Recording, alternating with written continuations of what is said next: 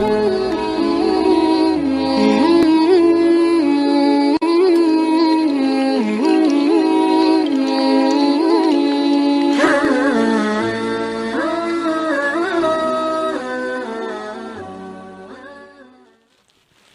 اللہ الرحمن الرحیم. آپ کے مسائل کا حل لے کر قرآن اور حدیث کی روشنی میں بابر پٹھان اور میرے ساتھ مفتی عبد الرحیم بلالی صاحب جڑ چکے. السلام علیکم مفتی صاحب. وعلیکم السلام ورحمۃ اللہ وبرکاتہ.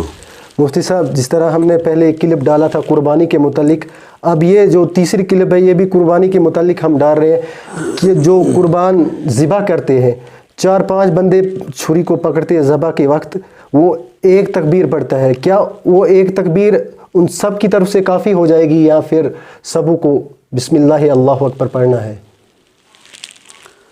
بسم اللہ الرحمن الرحیم.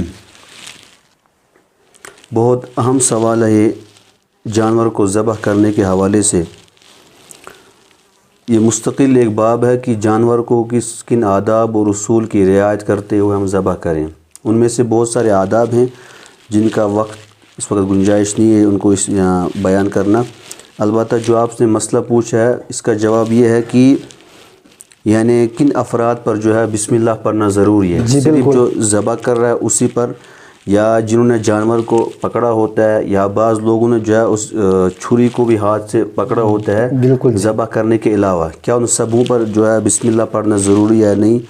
تو جواب اس کا یہ ہے کہ جو انسان جانور کو ذبح کر رہا ہو اسی کا بسم اللہ پڑھنا ضروری ہے جی. اور جن لوگوں نے جانور کو پکڑا ہے ان کا بسم اللہ پڑھنا ضروری نہیں ہے. ہاں کبھی ایسا بھی ہوتا ہے کہ ہمارے یہاں رواج ہے کہ جس آدمی کی طرف سے قربانی ہوتی ہے تو جو ذبح کرنے والا ہوتا ہے وہ اس سے کہتا ہے بھائی آپ اس پہ ہاتھ رکھو چھری پہ، کیونکہ آپ ہی کی طرف سے قربانی ہو رہی ہے. تو اس صورت میں مسئلہ یاد رکھنا چاہیے، جتنے بھی لوگ اس چھری پر ہاتھ رکھے ہوئے، اس چاقو پر ہاتھ رکھے ہوئے، سب کا بسم اللہ پڑھنا ضروری اور لازمی ہے. ہر کسی ایک نے بھی اس میں جن لوگوں نے اس کو پکڑا ہے بسم اللہ نہیں پڑھا تو جانور ہی ذبح نہیں ہوا، یعنی جانور ذبح ہوا ہی نہیں اسلامی اعتبار سے. لہٰذا اس اہم مسئلے کی طرف خاص توجہ دی جائے.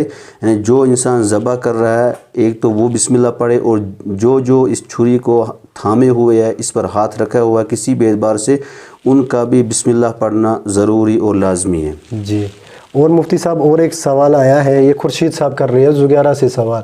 یہ کہتے ہیں کہ نظر قربان جو عام قربان ہے اس میں اس کا حصہ ڈال سکتے اور کن کن کو یہ کھانا چاہیے؟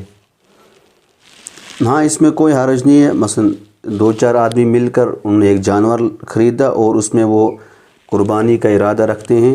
ایک آدمی ان میں سے وہ ہے جس کا ارادہ نظر قربان کا ہے. تو اس سے پہلے جو کہا گیا تھا کہ جس طریقے سے عقیقہ اگر کسی کا مسئلہ ہو وہ بھی اس میں ایڈ ہو سکتا ہے، شرکت کر سکتا ہے، اسی طریقے سے جو نظر قربان جس کا ارادہ ہو وہ بھی اپنے حصے میں شریک ہو سکتا ہے اس جانور میں. البتہ مسئلہ یہ ہے کہ جب وہ اپنا حصہ گوشت کا لے گا ناپ تول کر، تو وہ جو باقی آدمی ہیں جن کا نظر قربان کرنی ہے وہ اس میں مستحب اور مسنون رعایت رکھتے ہوئے اس کے 3 حصے کریں گے. ایک اپنے لیے، دوسرا رشتہ داروں کے لیے، اور تیسرا دیگر فقراء مساکین کے لیے. اور جس کا نظر قربان ہے اس میں اہم مسئلہ یہ ہے کہ اس میں جو ہے گھر کا کوئی بھی فرد اس کو کھا نہیں سکتا ہے نظر قربان کا. اس کا پورا گوشت جو ہے وہ غربا اور مساکین اور مستحقین تک پہنچانا ضروری ہے. اور نہیں کسی امیر آدمی کو جو صاحب نصاب ہو، جو مالدار آدمی ہو، وہ بھی اس میں سے بالکل نہیں لے سکتے ہیں، اس کا بھی حق نہیں ہے. یہ نظر قربان کا گوشت صرف اور صرف انہی لوگوں کو لگ سکتا ہے جن کو ہم زکوٰۃ دے سکتے ہیں، جن کو ہم صدقہ فطر دے سکتے ہیں، جو واقعی اس کے مستحق ہیں. باقی نہ خود کھا سکتا ہے اور نہ ہی کسی امیر کو ہی دے سکتا ہے. اور ایک سوال آیا حضرت، وہ کہتے ہیں کہ ایک اگر بکری کاٹی جائے تو وہ تمام گھر کی طرف سے کافی ہو جاتی ہے، بعض حضرات کہتے، تو یہ کہاں تک صحیح ہے حضرت؟ یہ بات بالکل درست نہیں ہے.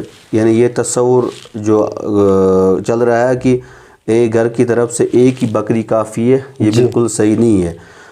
یہ ایسا ہی کہ جب ایک آدمی کی نماز دوسرے کی طرف سے ادا نہیں ہو رہی ہے، جب ایک آدمی کی زکوٰۃ دوسرے کی طرف سے ادا نہیں ہو رہی ہے، مثلا میرے اوپر زکوٰۃ واجب فرض ہے، اب اگر میں زکوٰۃ ادا کروں تو آپ کی طرف سے کہاں ادا ہو جائے گی؟ جی جی، یعنی جس انسان پر زکوٰۃ فرض واجب ہے اسی کی اگر وہی ادا کرے تو اسی کی طرف سے ہوگی، دوسرے کی طرف سے نہیں ہوگی جب تک نہ وہ اس کو کہے یا اس پر وہ واجب ہو۔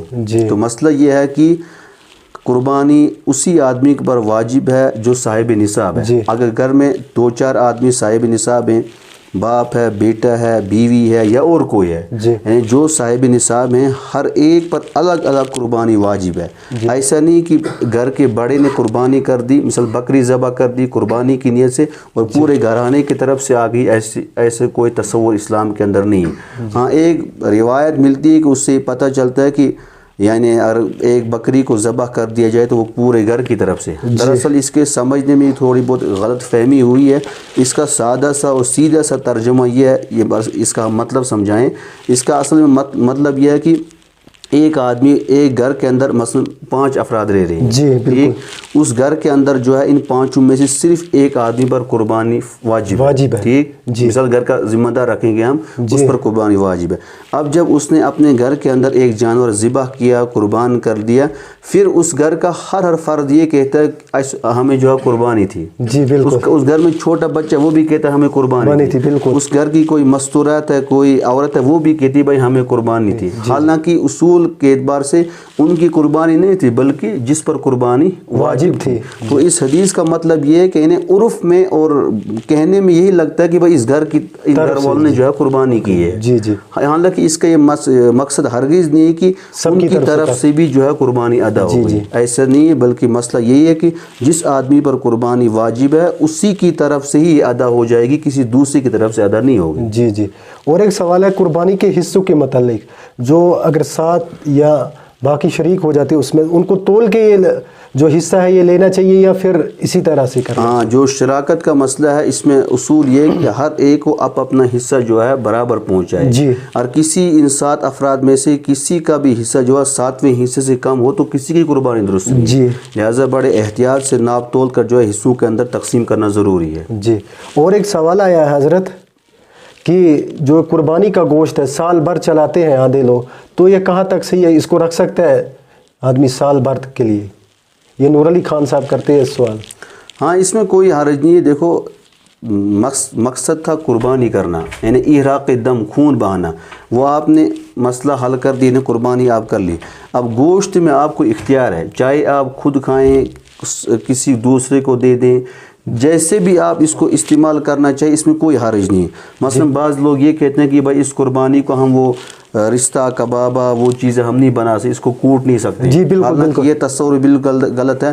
جس طریقے سے عام گوشت کے ساتھ ہم برتاؤ کرتے ہیں، اس کو کباب بھی بنتا ہے، اس میں رشتہ بھی بنتا ہے، اس میں گوشتہ بھی بنتا ہے، دیگر اس میں چیزیں بنتی ہیں، اسی طریقے سے جو ہے قربانی کا جو گوشت ہے اس میں یہ ساری چیزیں ہم کر سکتے ہیں، اور یہ بھی کر سکتے ہیں کہ ہم جو ہے سال بھر کے لیے اس کو سٹاک کر کے بھی رکھ سکتے ہیں، جیسے کہ عرب میں یہ رواج ہے، اور بہت ساری جگہوں میں جو ہے اس کو سکھا کر رکھ دیتے ہیں، اور مختلف ورائٹیز میں جو اس کو استعمال کیا جاتا ہے، اس میں کوئی حرج نہیں ہے۔ یہ دراصل شروع زمانے میں حضور اکرم صلی اللہ علیہ وسلم نے یہ منع فرما دیا تھا کہ خبردار 3 دن سے زیادہ کوئی گوشت جمع نہ رکھے، لیکن بعد میں یہ ممانعت ختم ہوگی، اب کوئی حرج نہیں، آپ سال بھر بھی اس کو رکھ سکتے ہو، کچھ بھی کر سکتے ہو۔ جی، اور ایک سوال آیا ہے کھال کے متعلق، جو قربانی کے جانور ہیں ان کی جو کھال ہے ان کو کس کس جگہ پہ استعمال کیا جائے؟ کیا اسلامی کسی ادارے کے لیے کیا جائے، مسجد وغیرہ کے لیے کیا جائے، درسگاہ وغیرہ کے لیے، یا دارالعلوم کے لیے، یا پل وغیرہ حضرات بناتے یا باتھ روم وغیرہ بناتے ان کے لیے استعمال کر سکتے ہیں ہم اس کو؟ پوچھتا ہے قربانی یہ جو کھال کا مسئلہ ہے، اس میں تھوڑا ہم بہت اس میں توجہ سے سننے کی ضرورت ہے۔ وہ یہ ہے کہ جب آپ نے جانور ذبح کر دیا، اب اس کے کھال کا مسئلہ ہے، اگر کھال بحیثیت کھال انہیں بیائی نہیں، آپ اس کو اپنے استعمال میں لا سکتے ہیں، ٹھیک، جائے نماز آپ اس کو بنا سکتے ہیں، چاہے آپ امیر ہو یا غریب، اس میں کوئی فرق نہیں، یا کسی کو آپ گفٹ کر سکتے ہیں، کوئی کسی نے آپ کو کہا بھائی یہ کھال جو ہے یہاں دے دیجئے، مجھے گھر میں ضرورت ہے، یعنی اس کھال کو من حیث الخال یعنی بالکل اس کی عین موجود رہنی چاہیے. جائے نماز میں آپ اس کو استعمال کر سکتے ہیں یا پانی وغیرہ کوئی مشکیزہ بنا سکتے ہیں. جب تک یہ کھال موجود ہے کسی کو بھی آپ دے سکتے ہیں, کسی مصرف میں آپ استعمال کر سکتے ہیں. لیکن اگر آپ نے اس کو بیچ دیا, اس کھال کو آپ نے فروخت کر دیا, پھر اس کی جو رقم ہے وہ واجب التصدق بن گئی, یعنی اس کا پھر وہی حکم آئے گا جو صدقہ فطر کا حکم ہے, جو زکوٰۃ کا حکم ہے. یعنی اس کا کیا حکم ہے؟ یہ صرف اور صرف ان لوگوں کا حق ہے جو مستحقین ہیں, جو مستحق ہیں, جن لوگوں کو زکوٰۃ لگ سکتی ہے, جن لوگوں کو صدقہ فطر آپ دے سکتے ہیں, انہی کو یہ کھال کی رقم بھی آپ دے سکتے ہیں. یہ کھال کی رقم نہ تو آپ خود استعمال کر سکتے ہیں اور نہ ہی کسی امیر کو آپ دے سکتے ہیں اور نہ ہی کسی مسجد میں لگ سکتی ہے, کسی بھی ادارے میں یہ نہیں لگ سکتی ہے. آپ اداروں کا ہم قربانی جو کھالیں دیتے ہیں, ٹھیک, وہ بھی یہی کرتے ہیں. وہاں جو ہے چونکہ غربا وغیرہ پڑھتے ہیں, وہاں اس کا ایک بہترین مصرف ہوتا ہے, وہ اس کو فروخت کر کے وہ جو ہے صحیح مصرف میں جو ہے اس کی رقم کو بھی خرچ بھی کرتے ہیں. یعنی صحیح حق تک یہ حقداروں تک یہ رقم پہنچتی ہے. خلاصہ یہ ہے کہ جب تک کھال آپ کے پاس موجود ہے آپ کچھ بھی اس کو کر سکتے ہو. جب آپ نے اس کو بیچ دیا پھر یہ غربا کا حق بن گیا. کسی فلاحی ادارے میں نہیں لگ سکتی, نہ کسی پل میں, نہ کسی عمارت میں, نہ ملازمین کی تنخواہ میں لگ سکتی ہے, نہ کسی تعمیرات میں لگ سکتی ہے, نہ مسجد میں لگ سکتی ہے. تو اور ایک سوال آیا حضرت, جو ہڈیاں وغیرہ ہوتی ہیں قربانی کے جانوروں کی, تو ان کو کیا کیا جائے؟ دفنا دیا جائے یا پھر سر عام ڈال دیا جائے کسی جگہ پہ, صاف جگہ پہ؟ جس طریقے سے عام گوشت جو ہوتا ہے, جو قربانی کے علاوہ جو گوشت کے بارے میں ہمیں کہا گیا کہ ان کی جو ہڈیوں کا مسئلہ ہے, ان کی ہڈیوں میں اور ان کی ہڈیوں میں کوئی فرق نہیں ہے. جس طریقے سے یہاں ہمیں احتیاط کرنے کو کہا گیا ہے وہاں بھی احتیاط ضروری ہے. ایسا نہیں کہ بھائی یہ محترم ہڈیاں ہیں, احترام وال ان کو ہم دفن کر دیا جائے یا ان کو آب کی نظر کر دیا جائے, ٹھیک, ایسی بات نہیں. بلکہ سائیڈ میں کہیں جس طریقے سے دوسرے جب عام دنوں میں ہم گوشت لاتے ہیں جیسے وہاں ہم سلوک کرتے ہیں, ٹھیک, یہاں بھی یہ سلوک کرنا ہے, یعنی کسی سائیڈ میں رکھ دو, اس میں کوئی حرج نہیں ہے. یہ دوسری مخلوق کی بھی جو ہے غذا ہے. بعض اوقات پہ کہتے ہیں حضرات کہ ہڈی وغیرہ ہوتی ہے, گوشت کا جو ٹکڑا ہوتا ہے وہ استعمال میں نہیں جو لایا جاتا, اس کو ڈالتے ہیں تو وہ کتے وغیرہ کھاتے ہیں, تو اس پہ مارنا شروع کر دیتے ان کتوں کو, تو کہاں تک؟ نہیں, کوئی حرج نہیں, چاہے کتے کھائیں یا کوئی بھی جانور کھائے, کوئی حرج نہیں, کھا سکتے ہیں آرام سے. مفتی صاحب ہمارے پروگرام میں آئے, آپ کا بہت بہت شکریہ. السلام علیکم ورحمۃ اللہ وبرکاتہ. وعلیکم السلام ورحمۃ اللہ وبرکاتہ. ہمارے چینل کو لائک اور سبسکرائب کا لال بٹن دبا کے آل نوٹیفیکیشن جاری کر دیجئے تاکہ آنے والا ہر ویڈیو پہنچے سب سے پہلے آپ تک.